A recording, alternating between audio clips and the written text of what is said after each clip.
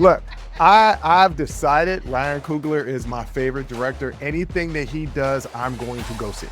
The Delta, everybody knows the devil's at the crossroads and all of that. Devil go down to Georgia. Michael B. Jordan actually studied twins so that he could get mannerisms down.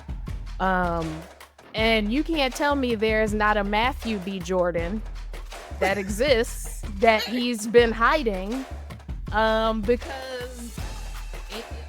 that boy, he played the hell out of them two people.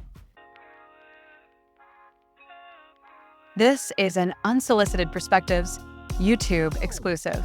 All right, Jay, you and I both got out the movie theater not too long ago. You for the second time, me for the first time going to see this movie, Sinners. For everybody that's watching, hey, look, spoilers, okay? Yeah. We're talking about the movie, so spoilers. If you haven't seen the movie yet, go ahead and stop this now. Go watch the movie. Yes. Then come back and watch this video. Right. Like, we are going to spoil the movie. We're going to start spoiling the movie in 5, 4, 3, 2, 1. All right, we warned you. Yeah. Jay, that was such a great movie. Damn, that movie was good. Like, look, I've decided Ryan Coogler is my favorite director. Anything that he does, I'm going to go see. 38 years old, has had 4 films gross over $100 million domestically. Mm-hmm. I mean, he's had 3 gross. No. Black Panther is the only one that hit $1 billion. Yeah. But Creed and Wakanda Forever came damn close. Yes. And now Sinners. Yes, Sinners. So you had to go see it for a second time because you were just like, Yes. I read about some stuff and it was some stuff that I missed and I need to go see it again. Yeah. So inform me because I just fresh eyes. First of all, Yeah. the movie was longer than what I was expecting. What was really long is the damn previews. 30 minutes. Truly ridiculous. 30 minutes. Truly. But you know what? That lets me know they know that this is a high grossing film. And they're like, let's pack as many previews because everybody is going out to see this movie. So let's pack it full of previews for stuff coming up. Is that what that means? Is that the market employer? That's my thinking. Because if nobody's going, who cares about pushing pushing other movies? But if you know everybody's going to see Sinners, then you're like, yeah, let's go ahead and just push every movie so everybody can see all the stuff that's coming up. And they damn sure did. I feel like they pushed every movie that's coming out for the next 5 years. So what were some stuff that I missed in this movie that you were like, oh, I didn't even peep that? And because you read up on it after you saw it the first time. So where's some stuff that we missed? How would I know what you missed? You might have caught everything.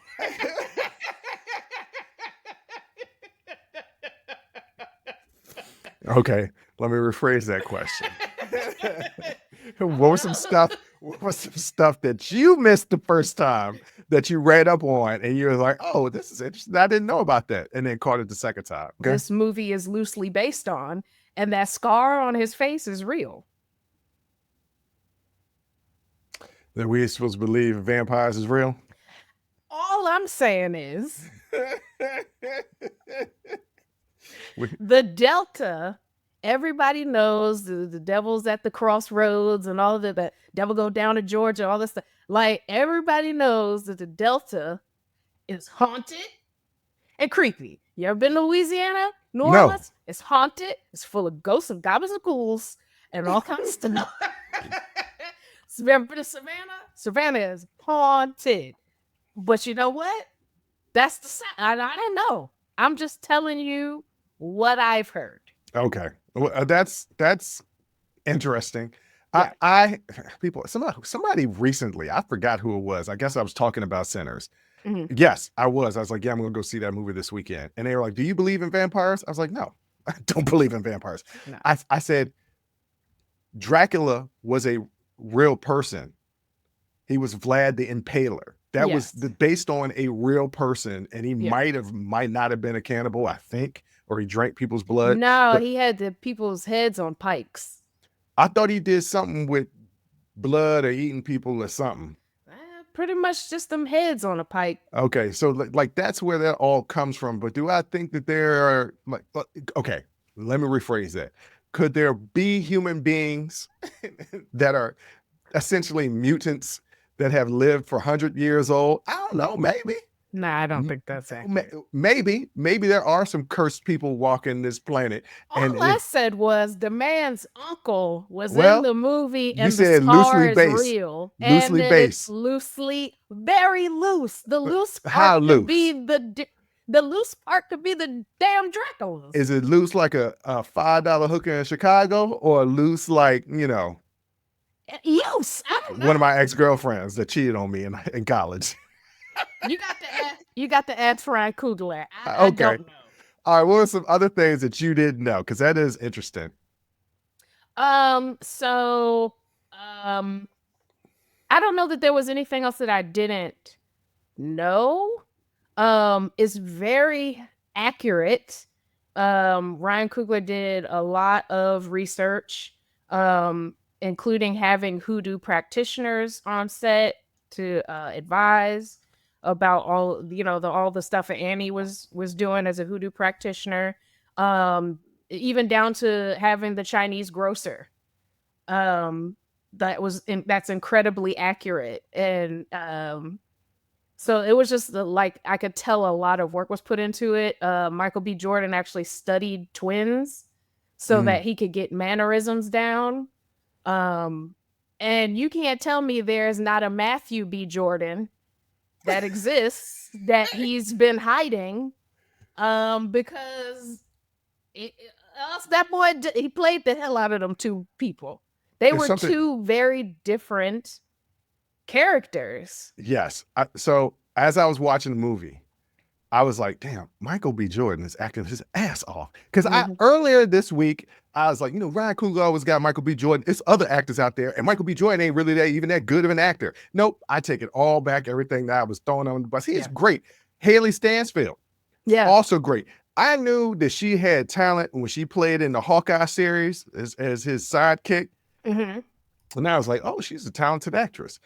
She played matter of fact, there was not a weak actor in this entire movie.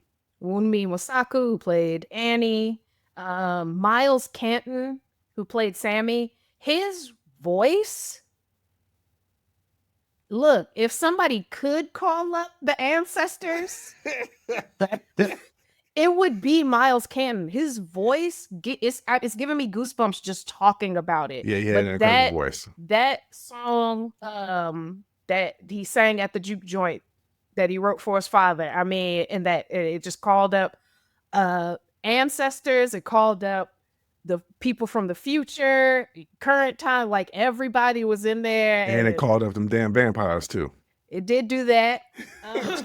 It did do that. But I gotta be honest, my favorite part of the movie, it happened in pretty much the beginning. And that's the Choctaw showing up to Bert and what I can't remember who played Bert's wife when Remick had sought refuge in their house to get away from the Choctaw.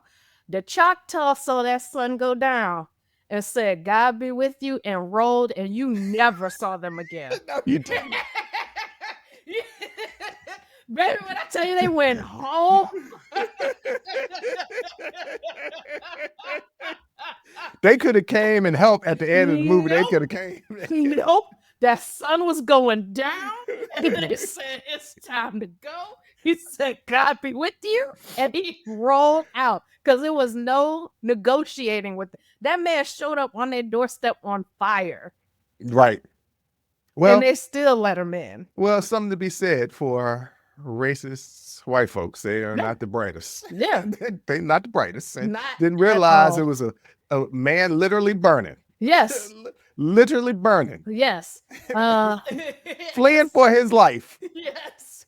From the sun. Well, I mean, also from Choctaw. And also Choctaw from the Choctaw. They was on his ass. Yes, because one of his eyes was swollen shut. So they was on him. Well, okay. So of course, because the previews were so long and the movie was not short, I had to go to the bathroom, couldn't hold it any longer. Mm-hmm. And when I went to the bathroom, I thought there was a bringing down moment when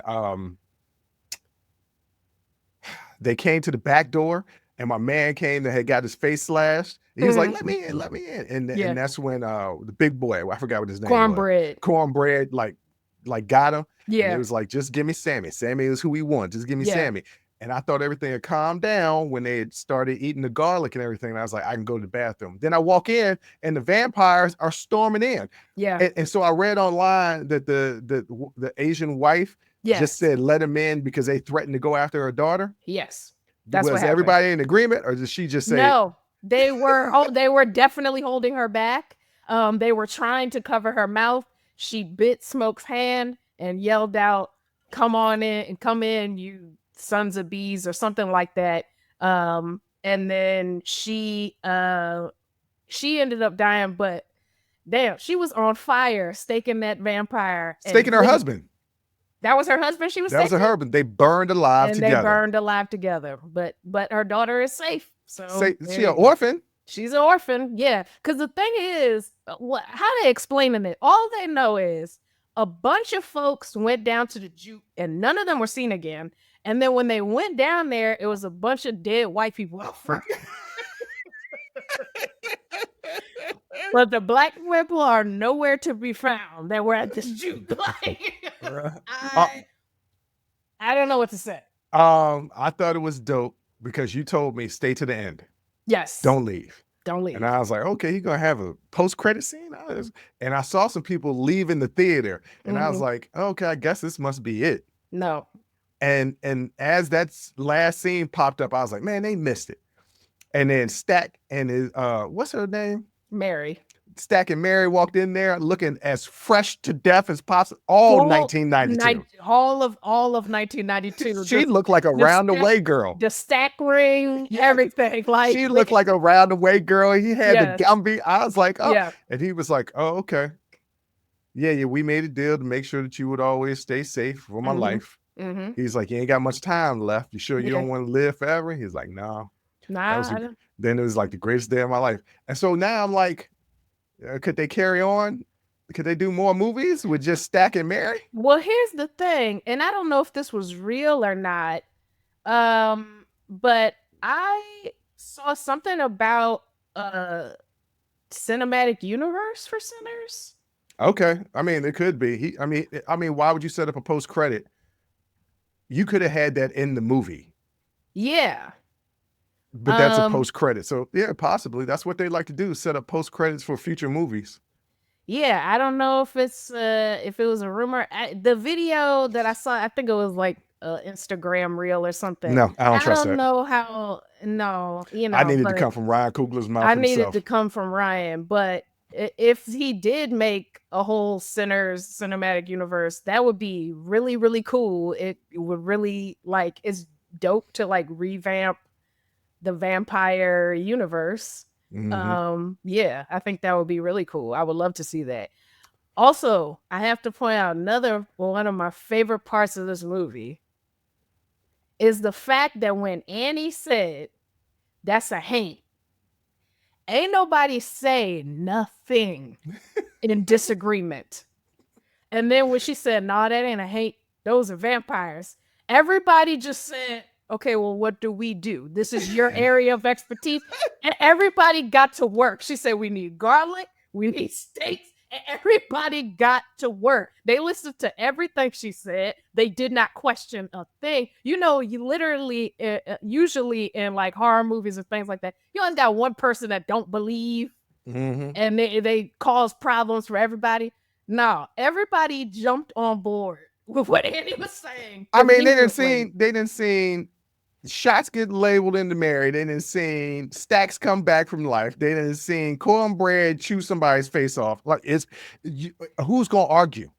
But the fact that she said, I ain't never seen a real one, I just know what I heard. They said, well, what you heard? And they jumped in line and just nobody questioned it. Nobody. Everybody got to work. And I'm like, this is a black horror film. Yep. Because we don't play that. She was just like, we just got to stay here until sunrise. She wasn't worried about nobody else in the town. She said, if all of us up in here want to live, We just got to stay here till sunrise. We'll be all right. Like, and everybody's like, cool. And then, of course, Grace, after seeing her husband, and then they threatened her daughter. And I mean, that's understandable. You threatened I my get daughter. it. Yeah. I believe Remick. I believe that he was definitely going to do that. So Yeah. she was like, we're going to have to all die in order for the daughter to live. What she should have done is made a deal. But I don't know if you can make a deal with a vampire. But I mean, Smoke and Stack made a deal for each other. First of all, how did Smoke beat up a vampire Stack? That's ridiculous.